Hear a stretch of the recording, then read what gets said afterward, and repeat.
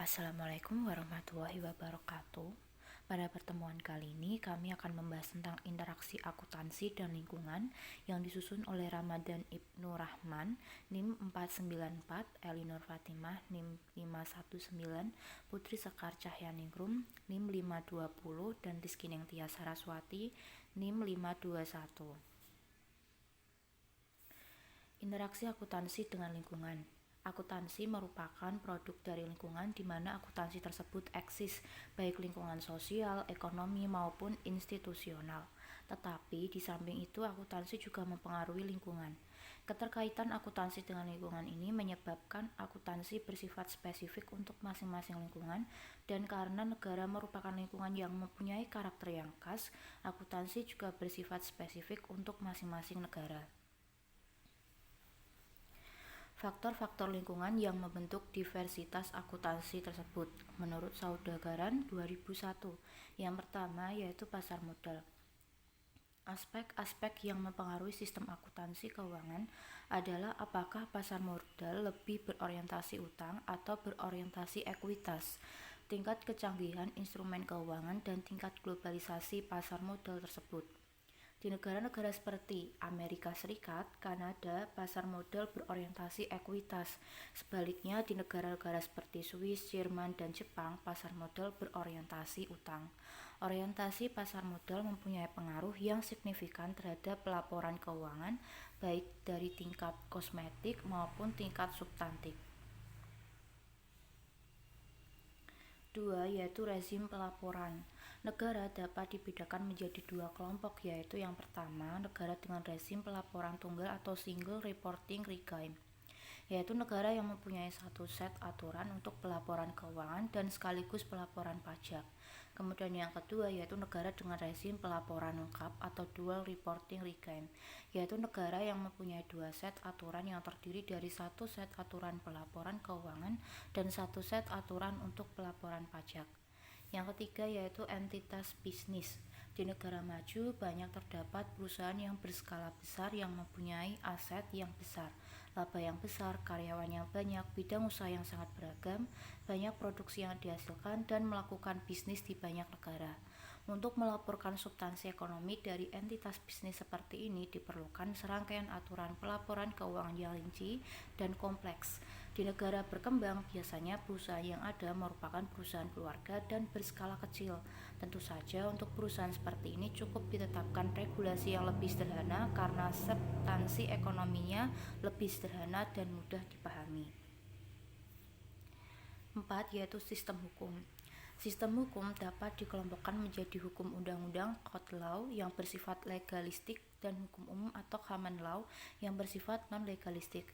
Sistem code law dikarakteristikkan sebagai pengamatan perilaku yang dapat diterima, sementara sistem common law berfokus pada merintangi perilaku yang tidak diinginkan. 5. Pelaksanaan regulasi. Regulasi akuntansi tidak selalu sepenuhnya dilaksanakan di dalam praktik. Tingkat pelaksanaan dapat dihubungkan dengan sejumlah faktor yang mempengaruhi kesungguhan atau kemampuan untuk melaksanakan regulasi. Salah satu faktor tersebut adalah tipe sistem politik dan kepemimpinan di negara tersebut. Krisis keuangan di Asia yang terjadi di penghujung abad 20 ini sebagian disebabkan karena kronisme di mana didukung oleh politik, di mana dukungan politik dan kedekatan dengan penguasa memungkinkan perusahaan untuk memanipulasi standar pelaporan keuangan yang ada. Ini dapat mengakibatkan investor menganggap bahwa semua korporasi menaati peraturan pelaporan dan informasi akuntansi yang disajikan berkualitas tinggi, tetapi kenyataannya tidak demikian. Yang keenam yaitu tingkat inflasi. Model cost historis atau historical cost merupakan basis akuntansi yang dominan pada banyak negara karena model ini paling objektif. Dalam model ini, pelaporan aktiva yang dibeli sekian tahun yang lalu akan tetap mencerminkan harga perolehannya atau cost awal. Adanya inflasi, apalagi yang tingkatannya tinggi, menyebabkan kesulitan dalam menginterpretasi laporan keuangan, sehingga relevansi model cost historis dengan pengambilan keputusan oleh para pemakai laporan keuangan diragukan. Sementara relevansi model cost historis ini dalam sebuah lingkungan berinflasi rendah masih dipertanyakan, maka tentu saja di dalam lingkungan dengan inflasi tinggi relevansi tersebut hilang sama sekali. 7. Hubungan ekonomi dan politik. Sistem akuntansi seperti halnya sistem hukum dan sistem pendidikan sering diimpor dan diekspor antar negara.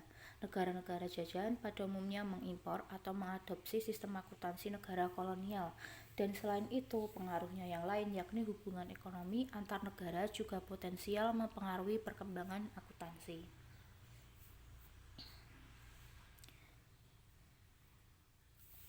8. Status profesi akuntansi.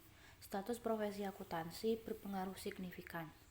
Di mana profesi akuntansi kuat, laporan audit cenderung dihargai sebagai bersifat independen dan dapat dipercaya.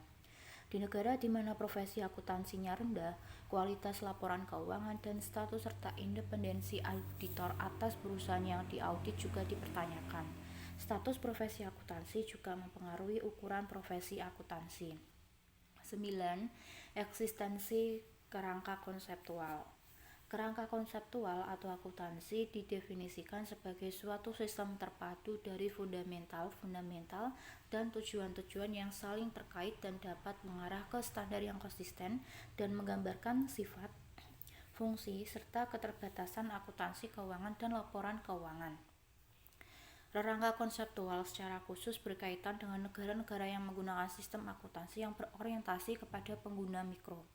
Negara-negara yang sistem akuntansinya berorientasi pengguna mikro mempunyai rangka konseptual yang lebih banyak kesamaannya daripada perbedaannya.